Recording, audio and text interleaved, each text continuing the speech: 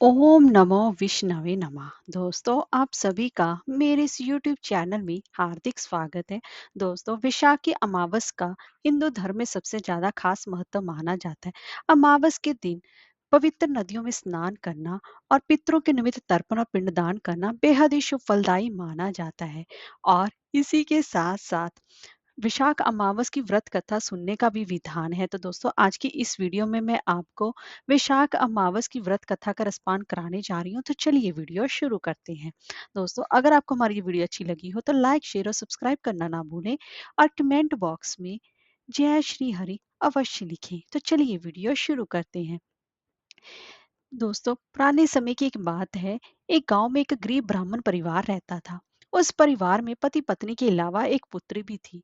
वह पुत्री धीरे धीरे बड़ी होने लगी और उस पुत्री में समय और बढ़ती उम्र के साथ स्त्रियों के सभी गुणों का विकास भी हो रहा था। वह लड़की सुंदर, संस्कारवान और गुणवान थी, किंतु गरीब होने के कारण उसका विवाह नहीं हो पा रहा था। एक दिन उस ब्राह्मण के घर एक साधु महाराज पधारे। वो उस कन्या के सेवा भाव से काफी प्रसन्न हुए और कन्या को लंबी आयु का आशीर्वाद देकर साधु महाराज ने कहा, इस कन्या के हथेली में विवाह योग्य रेखा नहीं है। तब ब्राह्मण दंपति ने साधु से उपाय पूछा कि कन्या ऐसा क्या करे कि उसके हाथ में विवाह रेखा यानी कि विवाह योग बन जाए। साधु ने कुछ देर विचार करने के बाद अपनी अंतर्दृष्टि से ध्यान करके बताया कि कुछ ही दूरी पर एक गांव में सोना नाम की धोबन जाति की एक महिला अपने बेटे और बहू के साथ रहती है, जो बहुत ही आचार विचार और संस्कार संपन्न तथा पति परायण है। यदि यह कन्या उसकी सेवा करे और वह महिला इसकी शादी में अपनी मांग का सिंदूर लगा दे, उसके बाद इस कन्या का विवाह हो तो इस कन्या का वैद्य योग मिट सकता है। साधु ने ये भी बताया कि वह महिला कहीं भी आती जाती नहीं है।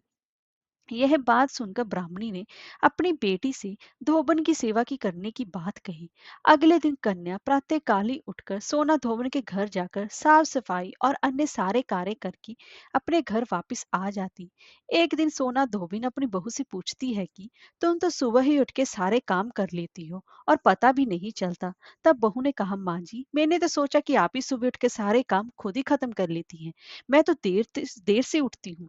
इस पर दोनों सास बहू निगरानी करने लगी कि कौन है जो सुबह ही घर का सारा काम करके चला जाता है। कई दिनों के बाद धोबिन ने देखा कि एक कन्या मुंह अंधेरे घर में आती है और सारे काम करने के बाद चली जाती है। जब वह जाने लगी तो सोना धोबिन उसके पैरों पर गिर पड़ी और पूछने लगी कि आप कौन हैं और इस तरह छुपकर मेरे घर की चाकरी क्यों करती हैं। तब कन्या ने साधु द्वारा कही गई सारी बात बताई। सोना धोबिन पति परायण थी, उसमें तेज था तो वह तैयार हो गई।